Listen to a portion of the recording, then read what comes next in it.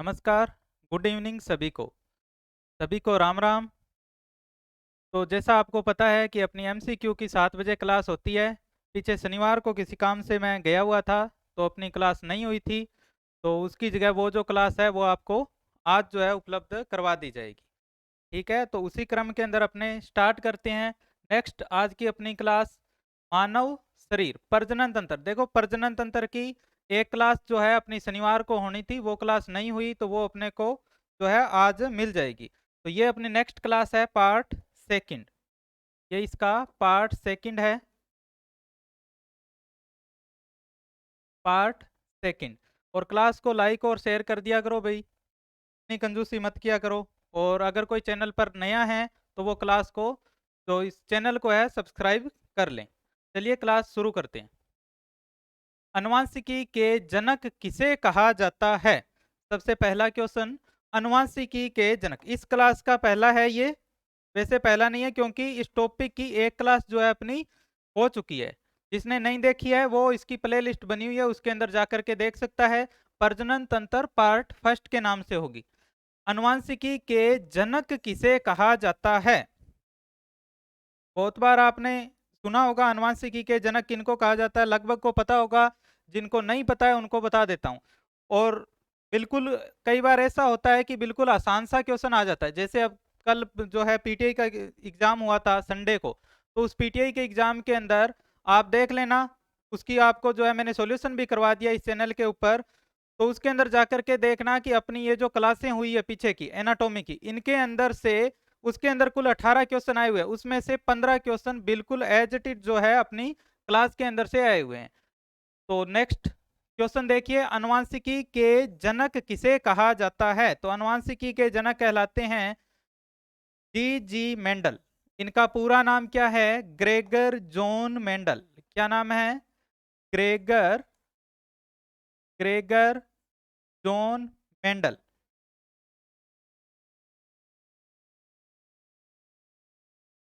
Gregor John Mendel.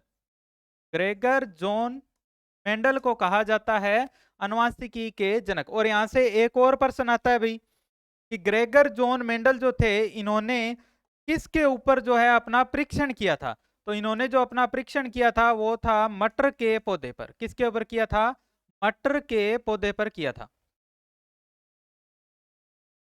मटर के पौधों पर। मटर के पौधों पर इन्होंने अपना प्रयोग किया था। नेक्स्ट क्वेश्चन, मानव में अलिंग गुणसूत्रों की संख्या कितनी होती है? क्वेश्चन को ध्यान से पढ़िए, क्या पूछ रहा है? अलिंग गुणसूत्रों की संख्या कितनी होती है? ऑप्शन नंबर ए 46, 42, 44 और 40, यानी 46, 42, 44 और 40। इन चारों ऑप्शन में से आपको बताना है कि मानव में अलिंग गुणसूत्रों की संख्या कितनी होती है। तो कुछ इसका उत्तर 46 बता रहे होंगे, लेकिन 46 नहीं होगा। क्यों नहीं होगा? क्योंकि अगर आपसे पूछा जाता कि कुल गुणसूत्र कितने होते हैं, क्या पूछता कि कुल गुणसूत्र कितने होते हैं, तो अगर कुल गुणसूत्र पूछता तो कितने होते हैं? 46। या फिर इनको क्या बोलते हैं? 23 जोड़ी गुणसूत्र होते हैं। 23 जोड़ी गुणसूत्र होते हैं। ध्यान से देख लें, इसके आगे जो है गुणसूत्र के और क्वेश्चन भी है। कुल गुणसूत्र कितने? 46। अब ये जो 46 जो गुणसूत्र होते हैं, इन 46 गुणसूत्रों के अंदर से 44 जो होते हैं ये तो होते हैं ऑटोसोम। ऑटोसोम का मतलब अलिंग गुणसूत्र।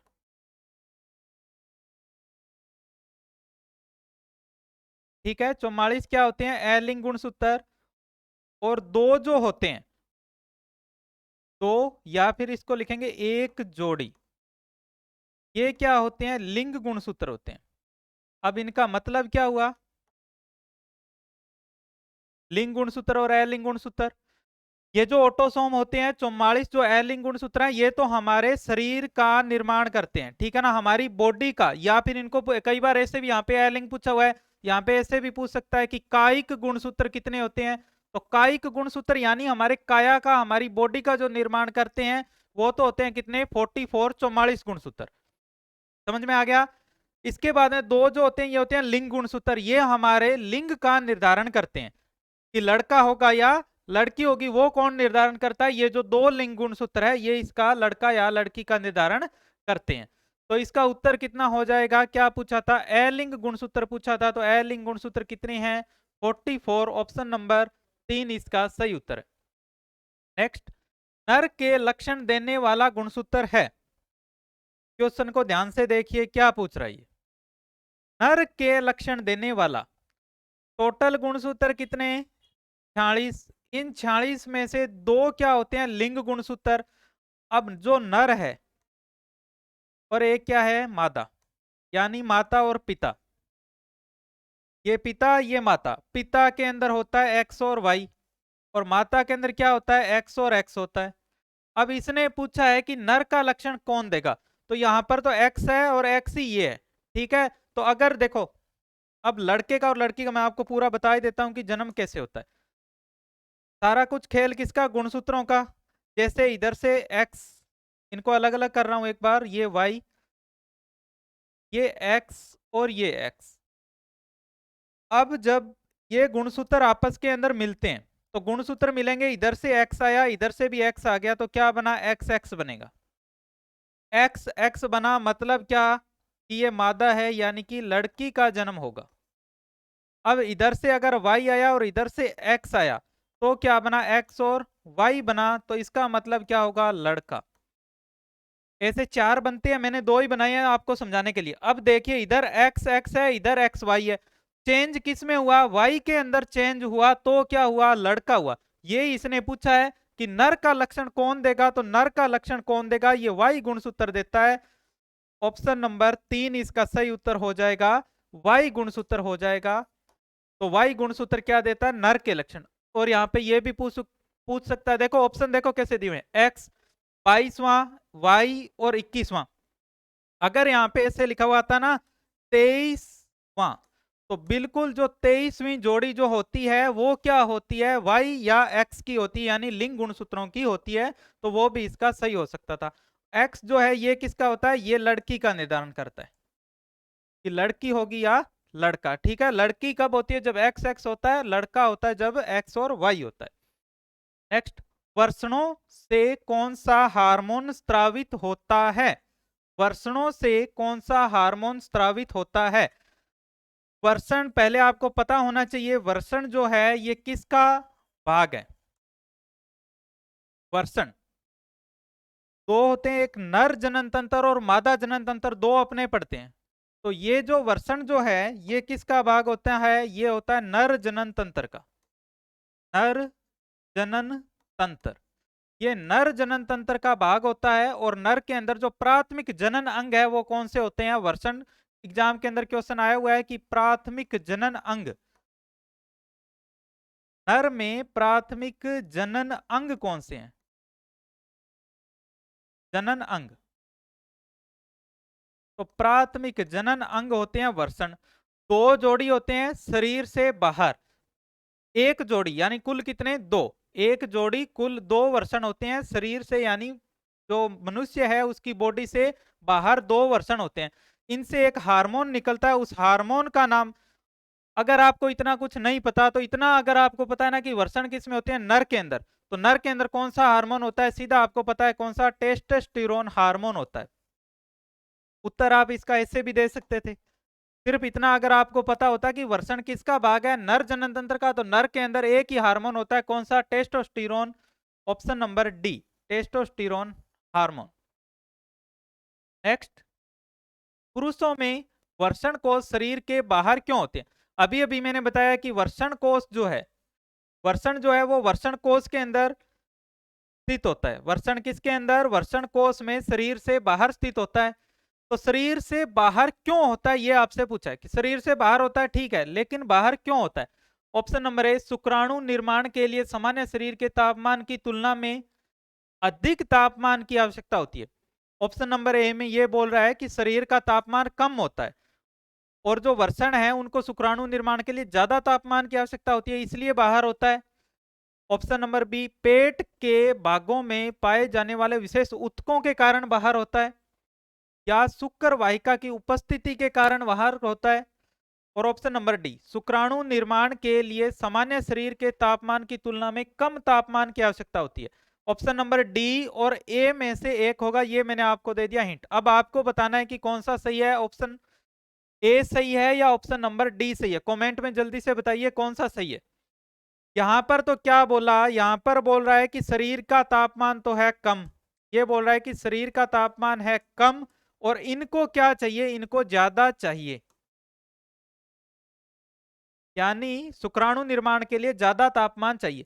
क्या ऐसा होता है? बिल्कुल नहीं होता, ये गलत बात है। ये बिल्कुल सही लिखा हुआ है कि शुक्राणु के निर्माण के लिए जो है कम तापमान की आवश्यकता होती है, इसलिए वो क्या होते हैं, शरीर से बाहर जो है वर्षण कोश स्थित होता है ताकि वहां पर शुक्राणु का निर्माण हो सके।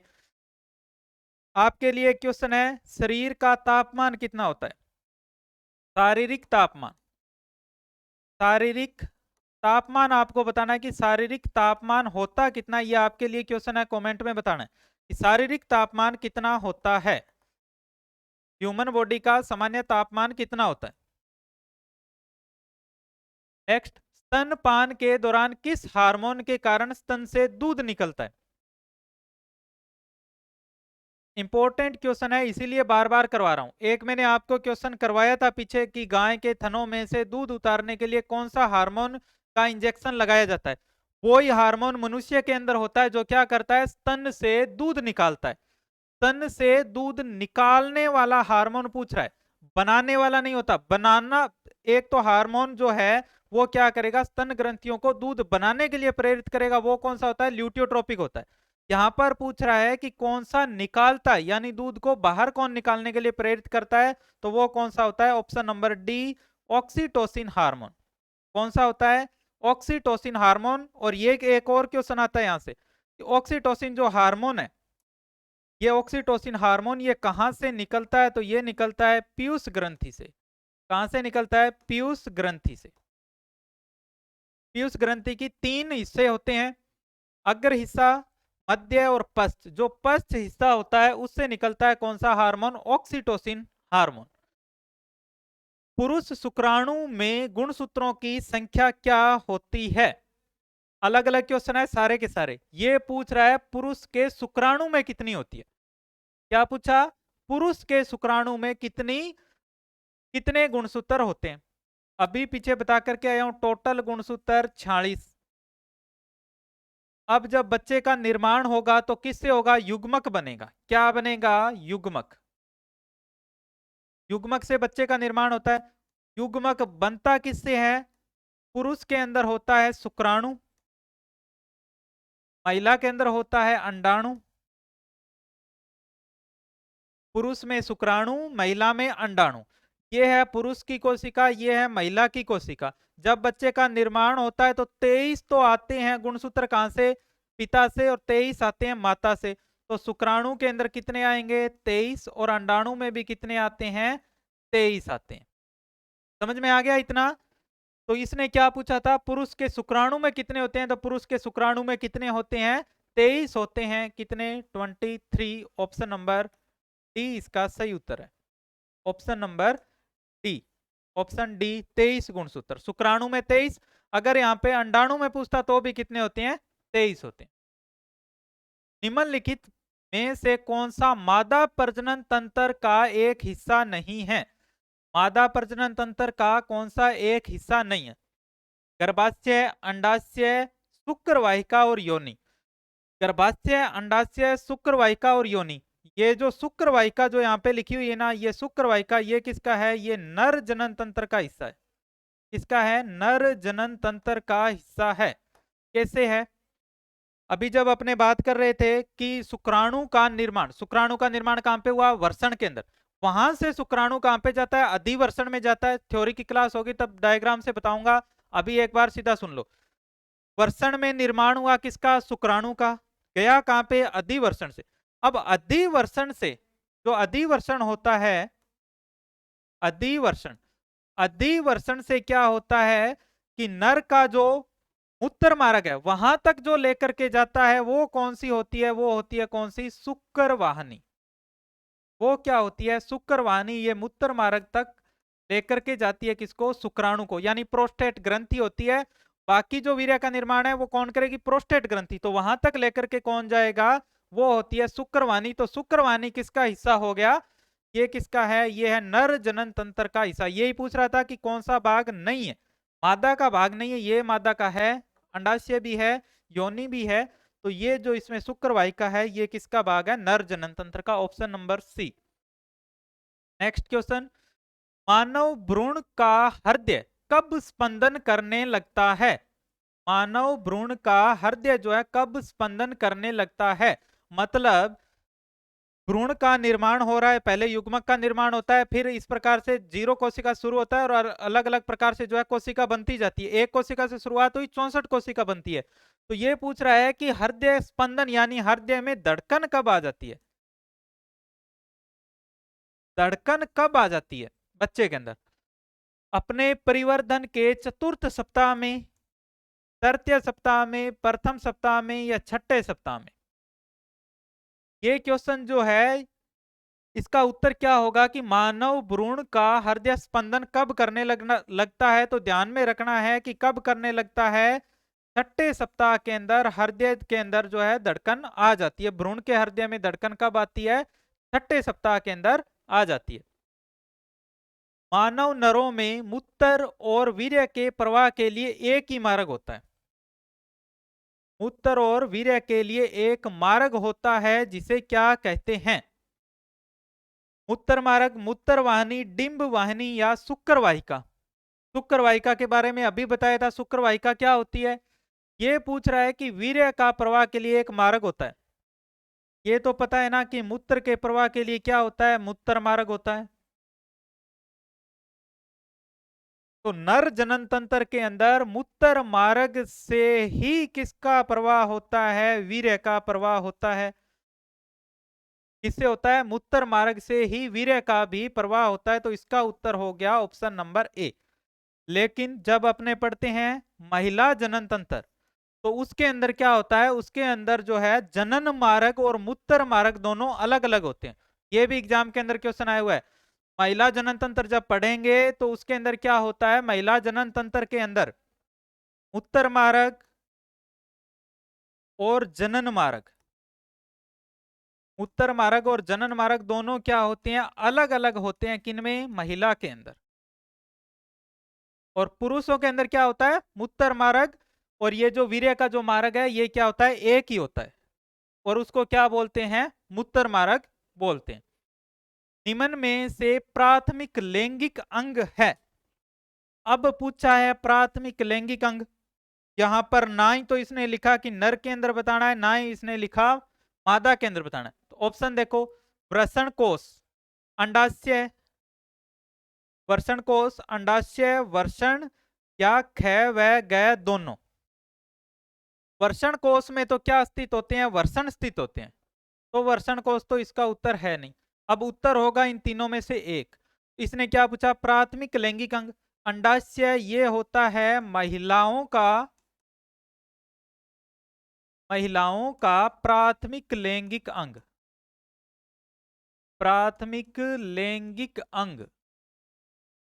ये सभी जितने भी मैं यहाँ पे लिख रहा हूं ना, सारे क्वेश्चन आए हुए हैं, महिलाओं का प्राथमिक लैंगिक अंग पूछा जाता है तो क्या बताओगे, अंडाशय। वर्षण जो है ये किसका होता है, ये होता है पुरुषों का प्राथमिक लैंगिक अंग, प्राथमिक लैंगिक अंग कौन सा, वर्षण। वर्षण जो है ये पुरुषों का है, अंडाशय जो है महिलाओं का। यहाँ पे पूछा था प्राथमिक लैंगिक अंग कौन सा है, तो अंडाशय महिलाओं का हो गया, वर्षण पुरुषों का हो गया। तो ऑप्शन नंबर डी इसका सही उत्तर हो जाएगा, ख व ग दोनों। मुख के द्वारा लेने वाले गर्भ निरोधक गोलियां, मुख के द्वारा लेने वाली जो गर्भ निरोधक गोलियां होती है उनकी बात कर रहा है कि वो गोलियां निरोध करती है, यानी निरोध नहीं विरोध, किसका विरोध करती है, किसका विरोध करती है, मुख के द्वारा ली जाने वाली गर्भ निरोधक गोलियां क्या कार्य करती है, अंडोत्सर्ग का विरोध करेगी, निषेचन का, गर्भ धारण का, या शुक्राणुओं के गर्भाशय में प्रवेश का। तो आपको बताना है कि किस चीज का विरोध करती है। तो वो किस चीज का विरोध करती है? अंडोत्सर्जन का विरोध करती है। अंडोत्सर्जन का मतलब क्या होता है? अंडाशय से अंडा बन करके जब तैयार हो जाता है उसके बाद में जाता है अंडवाहिनी में। तो वहां पर क्या होता है, अगर उस अंडे को शुक्राणु मिल जाता है तो वो निषेचित हो जाता है, तो वहां पर उसके निषेचन का वो विरोध करती है। तो क्या हो जाएगा इसका उत्तर? ऑप्शन नंबर ए, अंडोत्सर्जन का विरोध करती है। ऑप्शन नंबर ए इसका सही उत्तर हो जाएगा। गुणसूत्र कहाँ पाए जाते हैं? गुणसूत्र, अभी अपने बहुत देर से बात कर रहे हैं गुणसूत्रों के बारे में कि गुणसूत्र होते कितने हैं, पुरुषों में कितने गुणसूत्र होते हैं, महिलाओं में कितने गुणसूत्र होते हैं, लैंगिक कितने होते हैं, ऑटोसोम कितने होते हैं, अलैंगिक गुणसूत्र कितने होते हैं, सभी की बात की। लेकिन ये जो गुणसूत्र है ये होते कहां पर है? मानव शरीर के अंदर गुणसूत्र है, तो गुणसूत्र का कोई स्थान तो होगा, तो कहां पर स्थित होते हैं? गुणसूत्र स्थान जो स्थित होते हैं वो होते हैं कहां पर? कोशिका में। कहां पर? कोशिका में। अब कोशिका में भी कहां पर स्थित होते हैं अगर ये पूछ लिया जाए तो कोशिका के केंद्रक में स्थित होते हैं। कोशिका के जो केंद्रक वाला भाग है वहां पर स्थित होते हैं गुणसूत्र। ऑप्शन देखो, कोशिका, तो ये कोशिका में स्थित होते हैं, सही है। उत्तक, केंद्रक या सभी? तो कहां पर? केंद्रक के अंदर। ये ऑप्शन नंबर सी जो है इन सभी में से सही उत्तर होगा। ऑप्शन नंबर सी, केंद्रक के अंदर स्थित होते हैं। अगर केंद्रक ऑप्शन में नहीं होता तो क्या करते? कोशिका में स्थित होते हैं। उत्तक का निर्माण किससे होता है? कोशिकाओं से ही किसका निर्माण होता है? उत्तक का। मनुष्यों में नर जननांग निम्नलिखित में से कौन सा है? नर जननांग निम्नलिखित में से कौन सा है? वर्षण, शुक्रवाहिका, मूत्र मार्ग। नर जनन अंग जो मैंने अभी आपको बताया कि नर जनन अंग होते हैं, तो ये पूछ रहा है कि नर जनन अंग इनमें से कौन से? नर के जनन अंग पूछ रहा है। अगर कोई मादा का है तो उसको काटना है, नर के कौन से हैं वो बताना है। वर्षण किसका है? नर जनन अंग है, बिल्कुल, क्योंकि वर्षण क्या है? प्राथमिक नर जनन अंग, जहां पे किसका निर्माण होता है? शुक्राणु का। किसका निर्माण होता है? शुक्राणु का। यहां पर होता है शुक्राणु निर्माण, तो ये तो बिल्कुल है। शुक्रवाहिका, शुक्रवाहिका क्या करती है? अभी बताया था, ये जो शुक्राणु का निर्माण हुआ इसको प्रोस्टेट ग्रंथि तक लेकर के जाती है, तो वो हो गई शुक्रवाहिका, बिल्कुल होता है। और मूत्र मार्ग, अब कुछ बच्चे कहेंगे सर मूत्र मार्ग तो क्या होता है? उत्सर्जन तंत्र का भाग है। लेकिन अभी मैं बता करके आया हूं कि पुरुष के अंदर जो वीर्य मार्ग है और मूत्र मार्ग है वो क्या होता है? सेम ही होता है। तो ये जो मूत्र मार्ग है ये भी किसका है? नर जनन अंग का ही एक हिस्सा है। तो ऑप्शन नंबर डी इसका सही उत्तर हो जाएगा। ऑप्शन डी, ये सभी जो है ये किसके हैं? नर जनन अंग के ही भाग है। कोशिकाओं के निर्माण में कितने समसूत्री विभाजन की आवश्यकता होती है? कोशिकाओं के निर्माण में कितने समसूत्र विभाजन की आवश्यकता होती है? तो क्वेश्चन सही कर लो भाई यहां पर।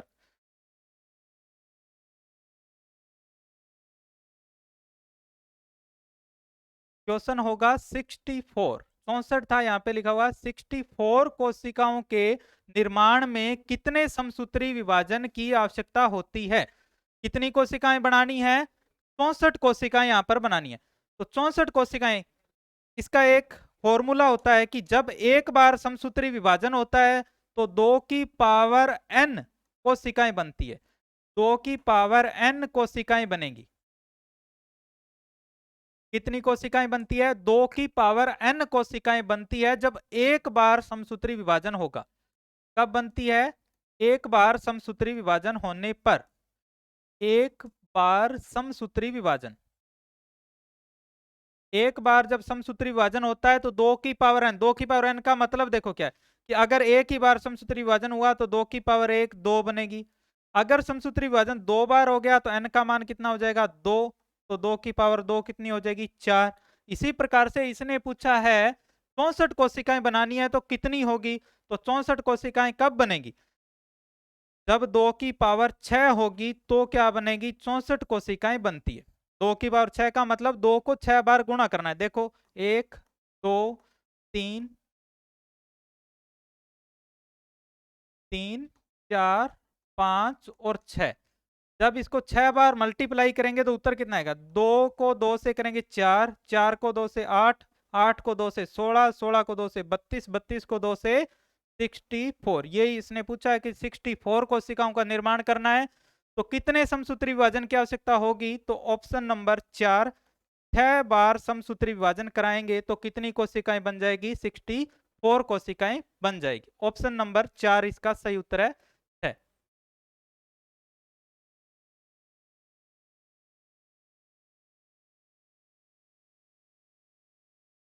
64 कोशिकाएं पूछा था इसने। यहां पर लिख देता हूं, ये है अपना क्वेश्चन। 64 कोशिकाओं के निर्माण में समसूत्री विभाजन की आवश्यकता होती है, तो कितने? 6 समसूत्री विभाजन की आवश्यकता होती है। यहाँ पर इस प्रकार भी आ सकता है कि 5 बार समसूत्री विभाजन हुआ तो कितनी कोशिकाएं बनी? तो अगर 5 बार समसूत्री विभाजन हुआ तो आप यहाँ से ये फॉर्मूला मैंने आपको बता ही दिया है, ऐसे कर लोगे 2 की पावर 5 और 2 को 5 बार मल्टीप्लाई करके आप इसका उत्तर दे सकते हो। तो कैसी लगी भी आपको क्लास? कमेंट के अंदर आपको जरूर बताना है। और एक और आपको थोड़ी इंफॉर्मेशन दे देता हूं कि पीछे 30 तारीख को जो पीटीआई का एग्जाम हुआ था, उसके अंदर जो अपनी ये एनाटॉमी की क्लासें चल रही है, लगभग क्वेश्चन इन्हीं के अंदर से आए हुए हैं। उसका सॉल्यूशन भी मैंने आपको करवा दिया है कल, तो आप जाकर के जो है उसके अंदर प्रताप क्लासेज के यूट्यूब चैनल पर आप इसका सॉल्यूशन देख सकते हैं। PTI second grade, PTI second grade के नाम से होगा, पीटीआई सेकंड ग्रेड के नाम से जो है इसका सॉल्यूशन कराया हुआ है, तो वहां पर जाकर के आप इसका सॉल्यूशन देख सकते हैं। धन्यवाद। जय हिंद, जय भारत।